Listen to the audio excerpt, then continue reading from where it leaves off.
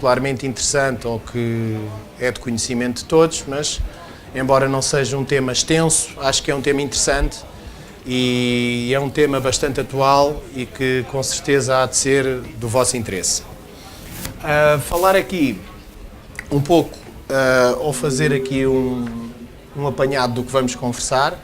Vou fazer aqui uma breve apresentação do que é a Capgemini. Vocês já tiveram a oportunidade também de ter esses livrinhos e já conversámos um bocadinho, mas para vocês conhecerem melhor a minha empresa, quer a nível multinacional, quer a nível nacional. Vamos falar dos conceitos de gaming e gamification e como é que isto se aplica no mundo real. Okay? A Capgemini é uma casa francesa, uma multinacional francesa, conta com cerca de 130 mil profissionais espalhados pelo mundo todo, com presença em 44 países. Portanto, é uma multinacional extremamente diversificada e implementada em N culturas e também aqui em Portugal. Aqui em Portugal somos um pouco mais pequenos do que algumas casas, nomeadamente em França ou outros países mais fortes e com uma presença mais vincada. Nós aqui somos cerca de 300 a 400 pessoas e que de vossas próprias expectativas. Mas é só, e acho que é um ponto importante, dar-vos a conhecer que na Capgemini está quase permanentemente a recrutar pessoas. A título de exemplo, temos agora uma academia que vai começar com 12 ex-alunos aqui do técnico e com tecnologias Oracle, neste caso. Mas também temos academias com SAP, com Microsoft, portanto é produzir malta, basicamente para trabalhar, porque precisamos de ajuda e é isso que fazemos lá. E eu e um colega meu faço a parte da coordenação dessa componente. Isto muito rapidamente. Depois temos toda a nossa componente de oferta. Vocês depois com mais tempo e se tiverem esse interesse e para conhecerem melhor a Capgemini podem ir ver o tipo de oferta que temos em cada uma destas áreas, destas componentes.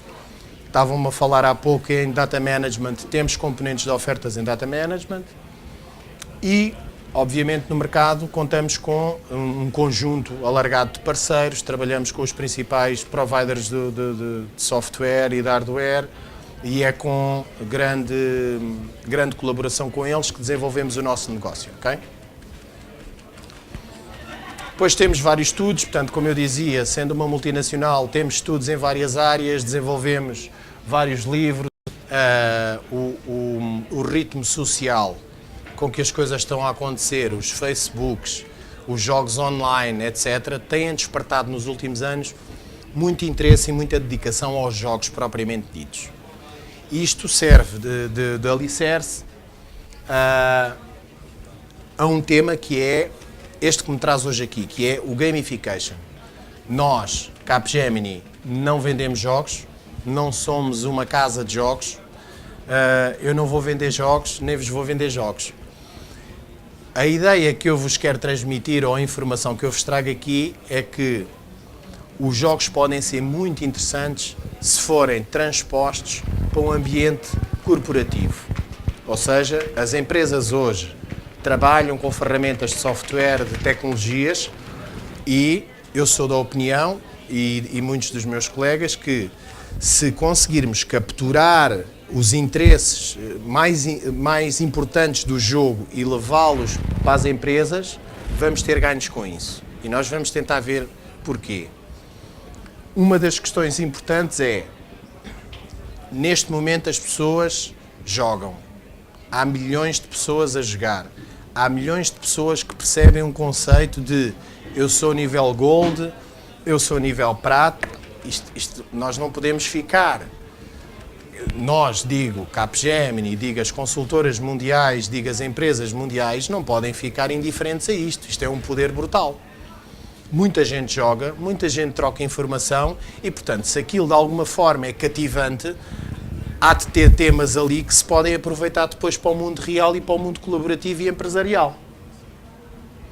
É aqui que entra o conceito de gamification. E esta pequena introdução era para explicar a importância dos jogos. Agora, mais importante que isto é fazer a transposição disto para o conceito de gamification. Gamification é um tema, para já, relativamente recente. E quando eu digo relativamente recente, torna-se interessante. Porquê é que se torna interessante? Porque quando eles foram descobrir as Ásias e as Américas, os primeiros a chegar lá ficaram com os melhores terrenos, né? O nosso interesse agora aqui é olhar para este tema, que é relativamente recente, e está agora a começar a ser uma tendência tecnológica muito forte. Já vamos ver até como é que isto está enquadrado, por exemplo, com grandes opinion makers como a Gartner e coisas do género. E, portanto, eu acho que para vocês é interessante despertar este interesse porque é algo que está agora a começar a crescer. Sendo algo que está agora a começar a crescer, é pôr o jogo a trabalhar dentro das empresas. Muito bem, vamos entrar aqui um bocadinho mais por dentro do conceito de gamification. Por exemplo, a Gartner diz, e isto é um conceito a retirar aqui deste slide, está muito textual, mas dá para passar a mensagem. A Gartner diz, por exemplo, acho que vocês todos estão familiarizados com a Gartner, né? A Gartner é uma consultora internacional que orienta e suporta decisões ao negócio. Portanto, é uma consultora já altamente catedrática neste tipo de coisas e orienta opiniões, faz estudos e delinea orientações de mercado. A Gartner, por exemplo, diz que em 2015, e eu chamava a atenção ali para aquele quarto parágrafo, mais de 50% das organizações que possuem processos de negócio inovadores, porquê? Porque isto começa tipicamente pelas empresas mais inovadoras, estão mais avançadas, terão aplicações de gamification, ou seja, os processos de negócio terão implícitos processos gamificados. Isto é uma tendência. E se formos olhar, por exemplo, para o Hype Cycle, darmos um sistema de gamification nas empresas, ok? É verificarmos a componente do negócio, ver com o negócio o que é que ele lhe interessa, delinearmos os comportamentos, identificarmos os jogadores e já vamos ver aqui um pouco à frente como é que nós implementamos isto numa componente real. E definirmos ciclo de atividades, ou seja, eu vendi muito, então já vou ser um rei de prata ou vou ser um rei de ouro. E criar ali um sentido de fun e de colaboração. Por exemplo, eu posso vender, ganho pontos com isso, dou pontos ao meu colega, porque o meu colega participou naquele ritual de venda, etc. Isto cria esse ritmo de jogo. Isto são tudo pontos que nós temos que ter em atenção quando estamos a implementar um projeto desta natureza. Agora vamos ver uma aplicabilidade prática. Vou-vos dar um exemplo de uma implementação de gamification. Por exemplo, uma companhia vende. Vamos supor que é uma companhia que tem um determinado pipeline de vendas. Quando falamos em pipeline de vendas, falamos numa companhia que tem que controlar a atividade comercial dos seus vendedores. Vamos pensar, por exemplo, nos vendedores porta a porta da Zone, ou vamos pensar, por exemplo, nos vendedores do CTT, que já estiveram aqui a falar. Eles vão junto aos clientes tentar vender, etc. Passa a ter 100 propostas, daquelas 100 propostas caem 90, ficam 10, daquelas 10 começa o negócio a ficar mais maduro até que concretiza a venda. Portanto, daí o facto de se chamar pipeline. Este processo que eu vos estou a explicar é um SFA, não tem nada ainda a ver com gamification. E como é que as empresas hoje em dia lidam com este tipo de processos? Têm ferramentas, seja qual for o modelo tecnológico ou a tecnologia que estão a usar, e monitorizam aquilo. E fazem reuniões de pressão sobre os vendedores. E lá, porque é que só tens 2 reuniões? E tal, estive doente das costas. Boa, mas já sei porque é que só tens 2 reuniões. Portanto, e isto é controlado. Mas é controlado de que forma? Alguém na empresa que ou é diretor comercial, ou é alguém que está responsável pelas vendas, ou que vai junto das pessoas fazer pressão. É isto que se espera daqui a uns anos. Vocês ou são pressionados para vender, ou pressionam alguém para vender, se têm que estar numa empresa que venda e que tenha clientes, certo? O que é que acontece? A Capgemini, quando definiu este pipeline, já fez trabalho de consultoria estratégica. Porque há muitas empresas que nem têm isto sistematizado, nem têm isto organizado. A Capgemini chega a um cliente e diz assim: você, para vender mais e para controlar melhor as vendas, eu no back-office tenho a minha componente de reporting, a minha componente de alarmística, eu tenho no meu back-office o meu top 10. Eu consigo ligar isto aos recursos humanos e dizer assim: meus amigos, os 10 que mais vendem vão ter compensações ao final do ano, de uma determinada forma. E isto sim, eu já estou aqui a começar a criar um jogo. E aqui sim, já começo um pouco a falar em gamification.